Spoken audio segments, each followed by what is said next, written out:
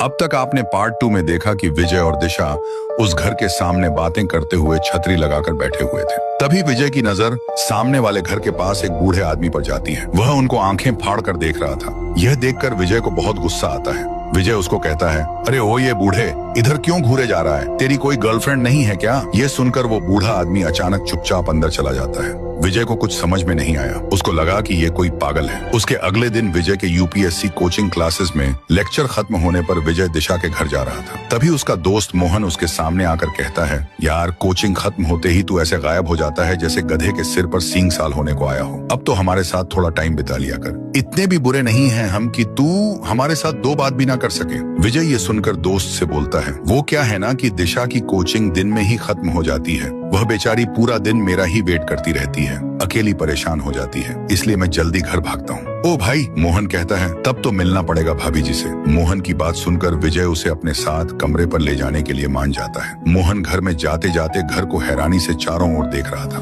तभी दोनों अंदर पहुंच जाते हैं और कमरे के अंदर जाकर विजय कमरे की हालत देखकर दंग रह गया। पूरा फ्लैट बहुत ही गंदा था। हर तरफ मकड़ी के जाले, पूरी दीवारें काली पड़ गई थीं। मोहन ये देखकर विजय से बोलता है, अरे भाई सही मजाक कर लेते हो। इस घर की हालत देख रहे हो? इस मकान की इतनी बुरी हालत है कि यहाँ पर इंसान तो क्या, जंगली जानवर भी नहीं रहेगा, और तुम कह रहे हो कि तुम इस मकान में रहते हो। उसके बाद विजय हैरानी से दूसरे कमरे में जाता है। वहाँ पर भी वही हालत थी। फिर वह घर के नीचे जाकर देखता है, हर कोने कोने में गंदगी फैली हुई थी। ये सब हालत देखकर फिर से मोहन विजय पर हंसने लगता है। कहाँ है तेरी दिशा? दिखाई तो नहीं दे रही। तू तो कह रहा था कि तेरे रूम में ही रहती है। तेरा मानसिक संतुलन बिगड़ा हुआ है। फिर विजय बोलता है, तू अभी रुक। सामने के घर में एक बूढ़ा आदमी बार बार मेरी दिशा को घूरता रहता है, उधर चल।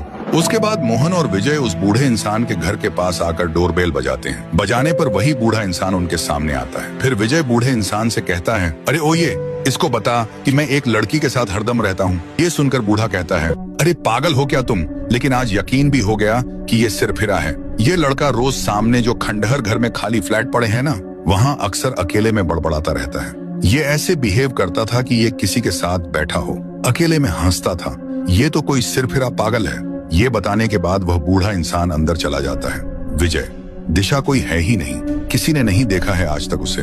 मोहन, तो संभाल खुद को यार। इस बारे में जितना सोचेगा ना, उतना ही खुद को परेशान करेगा। देख, मैं तेरा दोस्त हूँ इसलिए कह रहा हूँ। चल, तुझे तेरे घर छोड़ता हूँ। मोहन 2 दिन का सफर बाइक से तय करके विजय को उसके घर पर लेकर आता है। विजय मोहन को बाय बाय कहने पर मोहन वहां से चला जाता है। मोहन जाने पर विजय भी अंदर चला जाता है। इसके आगे की सस्पेंस थ्रिलर हॉरर पार्ट देखकर आपका दिमाग चकरा जाएगा। आप बस एक लाइक करके पार्ट 3 का इंतजार करें।